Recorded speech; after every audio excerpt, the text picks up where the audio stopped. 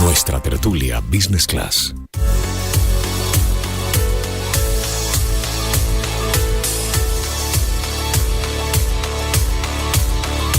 Pues iniciamos aquí nuestra tertulia en Radio Internacional, emitiendo desde el 92.9 de la frecuencia modulada de Madrid, también desde Argentina, desde el 96.3 de Buenos Aires en Radio High y desde Radio 620 en México en el 6.20 de la AM. Un saludo a todos nuestros oyentes. Vamos a comenzar un tema muy interesante que es la tertulia, y esto es un tema internacional porque esto nos afecta a todos. Nos afecta a todos y nos afecta en la seguridad. La pregunta es, ¿estamos seguros en la red? A mí realmente con nuestros me asusta que seamos tan vulnerables. Y para hablar de eso hoy tenemos dos invitados muy, muy especiales. En primer lugar tenemos a nuestro abogado Javier Maestre. Es abogado especialista en propiedad intelectual, delitos informáticos y ley de Internet. Miembro de la Corte de Arbitraje del Colegio de Abogados de Madrid en las especialidades de propiedad industrial, intelectual, nuevas tecnologías y derecho de contratos. Muy buenas tardes, Javier, bienvenido al programa. Hola, buenas tardes, gracias a vosotros por invitarme. Pues un placer tenerte aquí. Y también vamos a ver, a discutir este tema desde el punto de vista jurídico, vamos a hablarlo, vamos a debatirlo, pero también desde el punto de vista tecnológico, desde el punto de vista del hacking. Y para eso tenemos con nosotros a Pablo González Pérez. Pablo González es ingeniero informático y máster en seguridad informática. En seguridad informática, él es business manager, technical business manager en Telefónica Digital de España, y además es profesor del máster de seguridad informática de la UNIR, pero además, sobre todo, es fundador del proyecto fluproject.com, uno de los mejores blogs de seguridad en español. Pablo, muy buenas tardes, bienvenido al programa. Buenas tardes, gracias por la invitación. Pues aquí estamos, y por supuesto con nuestro con Antonio Domingo, que ya le conoces. No te voy a leer su currículum porque ya todas las semanas no hace falta, mi currículum no importa nada. Yo no tengo currículum. Pues vamos a hablar de esto de seguridad en la red. Y decía antes que a mí me asusta pensar que somos tan vulnerables como a primera vista parece. Únicamente estamos viendo, fijaros, estamos viendo películas de Hollywood, donde películas de estos de conspiración, de espionaje, en ellas aparecen las agencias americanas de 3 letras. Yo no sé si son reales o son de la NSA, la CIA, la DEA, el FIM. Que el FIM es el Fondo Monetario Internacional. No es una agencia de espionaje, ¿verdad? No sé, bueno, yo... ¿Estás seguro que no? Bueno, dejémoslo ahí. Si está en el guión, algo será, porque quien nos prepara los guiones, la investigación habrá hecho el fin. Bueno, agencias donde a un clic del ratón incluso saben cuándo nos cambiamos de calzoncillos. Todo esto que en principio parece ficción, a veces me da la impresión de que la realidad supera la ficción y que todavía lo que nos están enseñando los de Hollywood se queda atrás de lo que está pasando. Pablo, ¿es todo esto de la seguridad, o sea, del acceso a nuestros datos, a alguien que pueda a través de Internet, de nuestros datos, establecer un perfil, llegar a hackear sitios y poder establecer nuestro perfil y saber todo de nosotros? ¿Esto es realidad, es ficción? Bueno, a día de hoy, como has dicho antes, la realidad supera la ficción. Por lo cual, se puede llegar a hacer un perfilado de una persona en Internet hoy en día de forma muy sencilla a través de las redes sociales. Nosotros vamos colgando información, incluso muchas veces privada, en redes sociales, y al final no sabemos quién está pudiendo ver esos datos.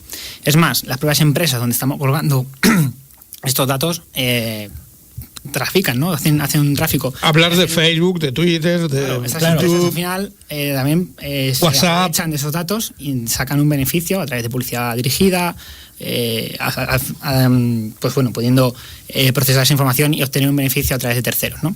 Ajá. Entonces, partiendo de esa base, cualquiera puede saber muchas cosas de nosotros hoy en día en Internet. Y por supuesto las agencias de inteligencia pues también podrían hacerlo. Pero que hoy con la accesibilidad de la información y sabiendo un poquito estas cosas, bueno, casi cada individuo se puede convertir en una agencia de inteligencia, por lo menos de investigación, ¿no? Bueno, cada uno podría investigar a otras personas, claro, sí. Pero estamos hablando ahí solo de datos públicos. Eso es. Entraremos luego en la otra parte. Es importante el matiz. Sí, muy importante, porque la otra parte es la dura. Pero lo dejo ahí. Primero estamos en las presentaciones. Empezamos por el live, por la parte live, que es la parte de los datos públicos. Se puede establecer nuestro perfil. Pero Javier, ¿hasta qué punto el hacer esta investigación sobre datos públicos o datos incluso que empiezan a ser privados, esto es legal, no es legal, estamos protegidos jurídicamente o no estamos protegidos? Bueno, lo que se ha comentado antes es lo que popularmente se llama la minería de datos, ¿no? O sea, son datos que están accesibles públicamente en Internet y que por lo tanto cualquiera puede acceder a ellos. Claro, eso cuando, digamos, la minería de datos, pensemos por ejemplo en los periodistas que tenían que investigar a una persona concreta, ¿no? Hace años, pues tenían que echar mano de las hemerotecas, no había índices, tenían que ir, digamos, una investigación muy manual. Hoy día todas esas investigaciones se hacen mediante minería de datos, mediante el Big Data. O sea, una gran nube y un gran número, una cantidad de elementos que antes no se podían procesar, y hoy día con la capacidad de cómputo que tenemos se puede procesar y por lo tanto se puede llegar a un perfil. Pero es legal, no es digamos legal. Que el acceder a esos datos no es ilegal. Lo que sí que puede ser ilegal y puede estar incurriendo porque en una son ilicitud. Públicos, por eso no es ilegal, ¿no? ¿Perdón? Que no es ilegal porque son públicos. Porque son públicos, claro. Tú no estás violentando, no estás entrando en ningún sitio que no debas. Pero ahora, si tú empiezas a tratar esos datos con la ley orgánica de protección de datos en la mano, o sea, desde el punto de vista legal, tendrías que avisar a esa persona, oye, que yo estoy tratando tus datos, que los cojo de Facebook, de Google Plus, de Twitter, de no sé dónde, claro. Y eso hago una amalgama y tal. Eso, en teoría, con la ley en la mano, habría que avisar a esas personas. Que yo, por ejemplo, soy una empresa que se dedique al marketing online, ¿no? Sí. Si trato los datos de esas personas para luego hacer campañas de publicidad segmentadas, en teoría debería advertirle, oye, que yo te voy a mandar una publicidad porque he sacado tus datos de este sitio, de este. Pero a nivel, es decir, no solamente hacer investigación para hacer publicidad, sino digamos, yo hago una investigación de una persona porque me interesa saber esa persona, todos esos datos los meto en un fichero Excel, que y además no lo tengo en mi ordenador solamente, sino que lo subo al Google Drive, que está bien protegido y demás, pero estoy recopilando información en un fichero electrónico. Eso iría en contra de la ley de protección de datos, pero sobre todo, ¿no vulneraría esto la ley la intimidad, no la ley, sino la intimidad o la privacidad de las personas? Yo la intimidad entiendo que en el nivel en el que estamos hablando, de datos que son accesibles públicamente, entiendo que no. ¿Y si publico el informe online? Bueno, porque si son datos, pero son online, datos accesibles. Se puede afectar a la intimidad de esa persona y sobre todo al honor, porque esté revelando datos de esa persona que él no quiere hacer público. O sea, pensemos, por ejemplo, que una persona en Facebook tiene una manera de comportarse y en otra red social pero tiene Javier, otra manera de comportarse y no quiere que se vincule. Pero Javier, hay un público, tercero. Pero es público. O sea, fíjate que esa persona, perdona que te corte, pero esa persona ha subido sus fotografías a Instagram de forma pública y ha subido sus fotografías a LinkedIn, por ejemplo. Bueno, en LinkedIn no se puede, pero en Facebook de forma pública. Y alguien que toma las dos fotografías y vincula, mira, esta persona es también esta persona que está dando una conferencia y además está tomando unos tragos, como se dice en México, tomando unos tragos y demás. Violaría el derecho del honor si lo ha subido públicamente. Él, al subirlo públicamente, está dando la autorización de que eso se difunda. Sí. Yo entiendo que lo que es el tratamiento de esos datos no violaría la intimidad. Ahora, si se publican los datos con una vinculación que el dueño de los datos, el afectado, no tolera, pensemos que, por ejemplo... O con intención, ¿no? Con la intención de... En un caso, con la intención de dañar. Pensemos, por ejemplo, un caso concreto, ¿no? Que yo en Facebook tengo un perfil profesional y en Instagram, como tú has comentado antes, tengo un perfil personal. Y no quiero que se vincule una cosa con la otra. Pero ¿qué pasa? Que hay un tercero que, haciendo ingeniería de datos, descubre que esas dos cuentas pertenecen a la misma persona.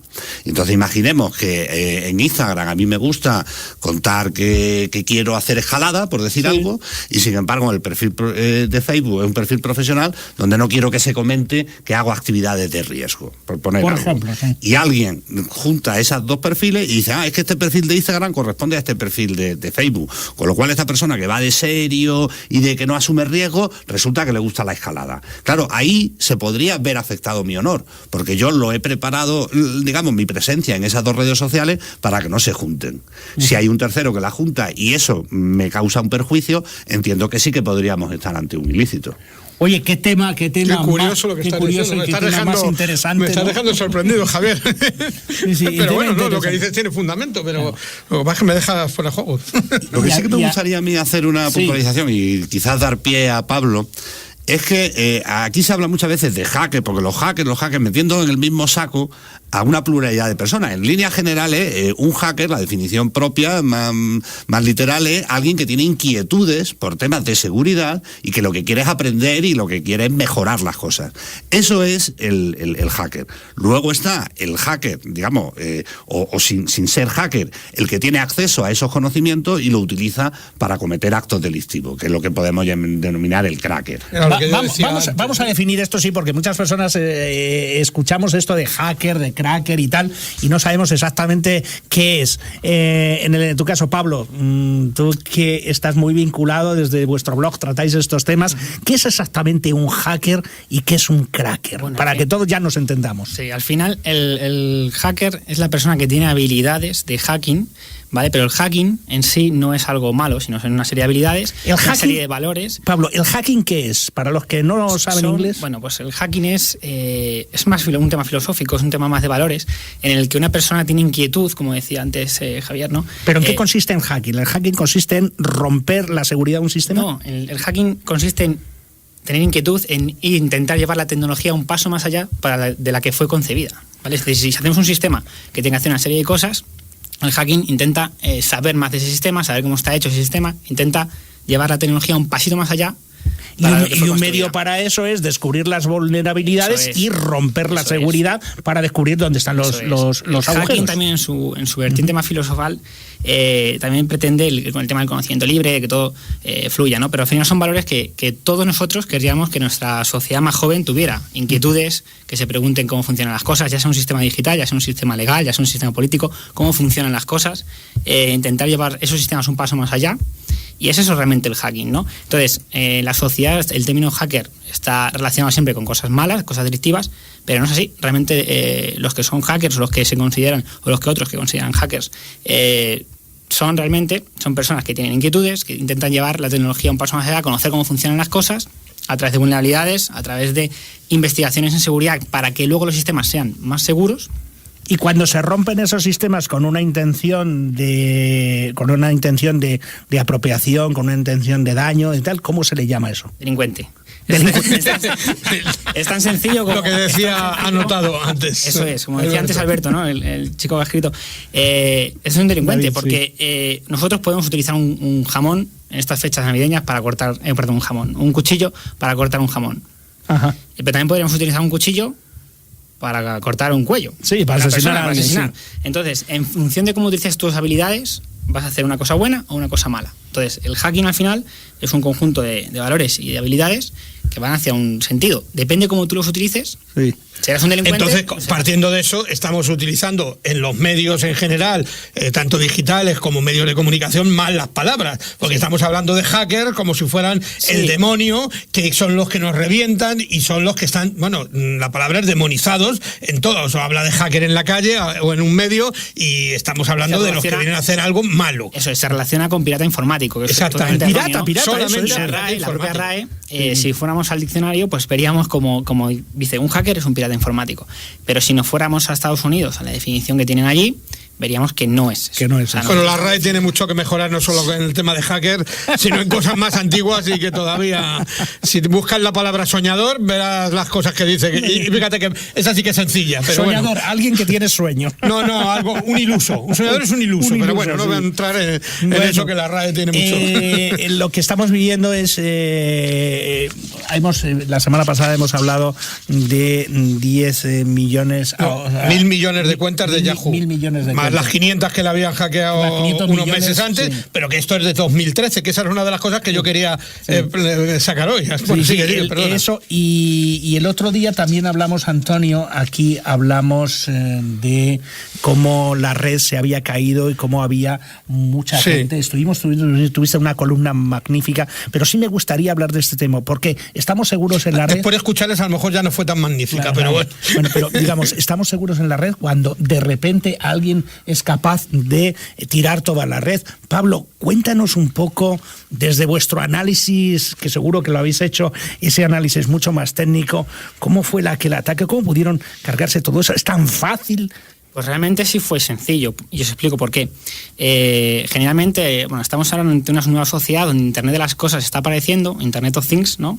Y tenemos un montón de dispositivos hoy conectados a Internet, desde neveras, tenemos televisiones, tenemos relojes, tenemos el coche conectado, tenemos un montón de dispositivos, las ciudades inteligentes, conectados a Internet.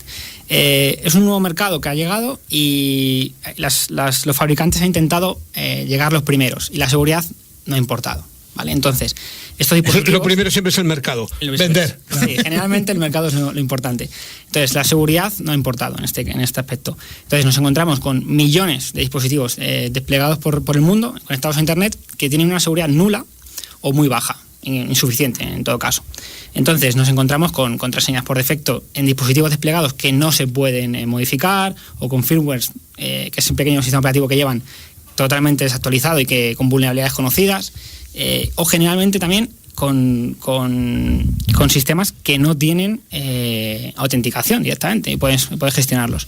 Entonces, hay una serie de personas que han utilizado una botnet que se llama Mirai para conseguir estos dispositivos, hacerse con el control de estos dispositivos, hablamos de 10 millones de dispositivos en el mundo, y poder atacar a un proveedor de DNS que daba soporte a WhatsApp, Twitter, Netflix. O sea que con un programa informático han manejado estos 10 millones de dispositivos, y estos 10 millones de dispositivos han hecho un ataque de conexiones y han tirado esos servicios. Pero con algo, podría ser algo tan sencillo, para que lo entendáis, como que una contraseña viene por defecto, como la que viene, por ejemplo, en el router de casa, ¿no? Que sabéis que en la Wi-Fi tenéis una contraseña por defecto, que esto lo entenderán bien los oyentes, y no se ha cambiado nunca. Entonces, esos dispositivos pueden ser accedidos, los dispositivos de Internet de las cosas, pueden ser accedidos con esa contraseña por defecto, se accede a él, se toma el control, y así ocurre con un montón de dispositivos en el mundo. Nos apoderamos de millones de dispositivos y, claro, lo que se llama ordenadores zombies. Eso de los zombies, la capacidad de cómputo y de ataque es enorme. ¿Y con qué intención se hizo esto? Pues puede haber distintas motivaciones. La primera puede ser una reivindicación, o sea, un tema de hacktivismo. Decir, bueno, yo quiero protestar contra algo, contra algún tipo de gobierno, contra algún tipo de movimiento, algún tipo de cultura. Entonces, este tipo de ataques existen, se llaman ataques por hacktivismo, ¿no? Se llama algo similar al activismo en el mundo físico. Activismo tradicional. Y luego, bueno, pues también pueden ser otras motivaciones, como simplemente la de exposición o la de conocimiento o entretenimiento, se podríamos decir. Es decir, simplemente por estar ahí, por tener una seguridad baja o débil, pues podrían atacarte o podrían intentar extraer información de tus servidores o apoderarse de tu servidor. Y luego está más la parte delictiva, que es intentar sacar un beneficio, pues a través de, si yo entro en tus servidores o yo me hago como apodero de tus dispositivos, puedo hacer ataques de phishing, puedo hacer ataques de spam, podría incluso alquilarlos para que otras personas hagan lo que quieran con ellos. Es un mercado negro que también existe. Y entonces, bueno, esto es decir, a ver, que yo me entere, para que no, o sea, un mercado negro es decir, la gente entra en tu servidor y utiliza los recursos de ese ordenador, que es donde está tu web y todos tus sistemas, y lo que hago yo es vender esos recursos a otro que paga por ellos, alquilarlo, ¿no? Sí, es bastante sencillo. Es decir, yo consigo apoderarme de distintos dispositivos en Internet, y luego, pues si yo me hago con 10, 12, 14 millones de dispositivos, imaginaos la capacidad que yo puedo dar de cómputo o de ataques de servicio distribuido a alguien, ¿no? Entonces hay un mercado en el cual yo puedo alquilar, pues ¿cuántas máquinas necesitas? Necesito 1 millón. Yo no voy a preguntar para qué las quieres. Yo te los voy a dar. No, claro, pero lo mejor de eso es que podemos, nuestro propio ordenador, bueno, el tuyo evidentemente ya sé que no, me lo doy por hecho, también, puede estar siendo un ordenador zombie sin que lo sepamos, y decimos, qué lenta va la wifi, qué lenta, y no sé por qué, si no estoy haciendo nada, ¿no?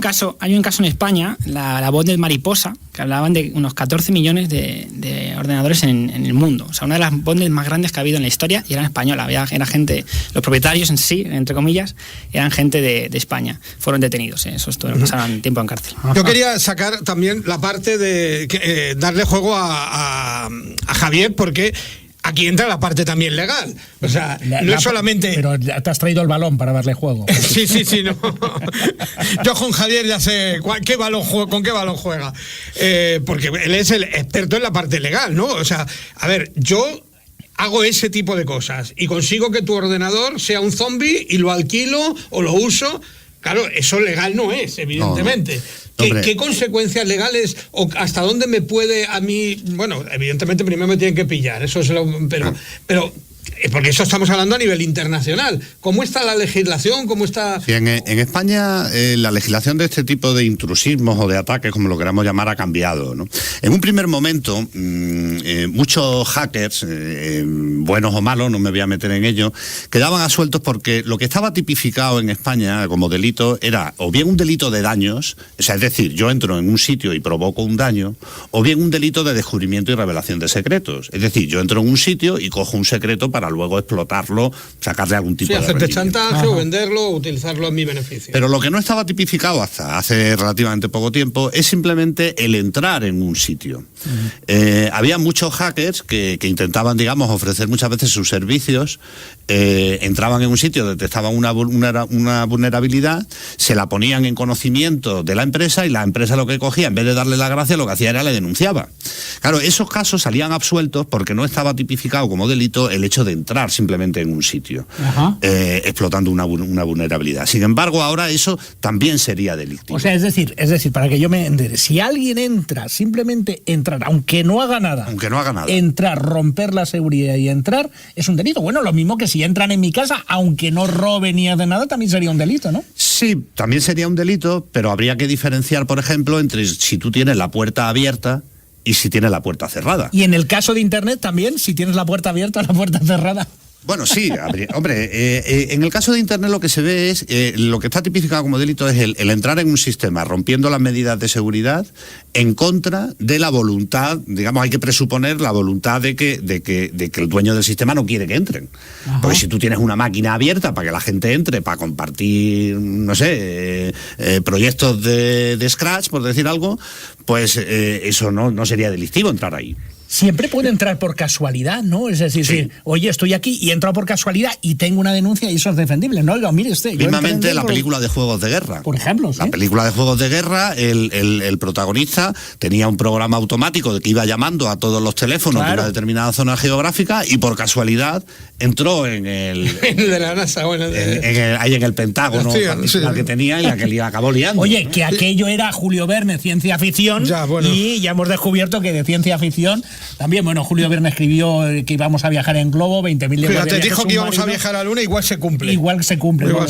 Yo quería hacer otra pregunta también a Javier sobre lo que ha estado comentando Pablo antes, y es, todos esos fabricantes de dispositivos de IoT, o sea, Internet de las Cosas, un montón de dispositivos que están saliendo al mercado, ¿los fabricantes pueden tener alguna responsabilidad legal de no facilitar la seguridad suficiente para impedir que estas cosas ocurran? ¿O eso es un problema tuyo, búscate la vida? Hombre, eso ya sé que voy un poco lejos. Que depende de cada jurisdicción.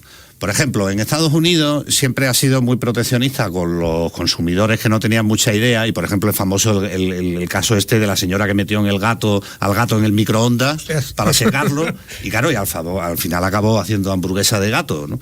Y a partir de entonces los fabricantes tenían que poner en los microondas una pegatina diciendo de que no se podían meter animales vivos. Claro. Hombre, especificar. Entiendo que no estaría de más, quizás vía legislación de consumidores, que de alguna manera por lo menos se estuviera la obligación de informar a los usuarios sobre el nivel de medidas de seguridad que tiene el dispositivo que se adquiere. Pues casi hemos cumplido nuestro tiempo y yo no quería despedir la tertulia sin que cualquiera de vosotros pues nos diera un último consejo para cómo mantenernos un poquito más seguros en la red. Si quieres, Pablo, un consejo muy rápido. Pablo, no, Javier. Perdón, Javier.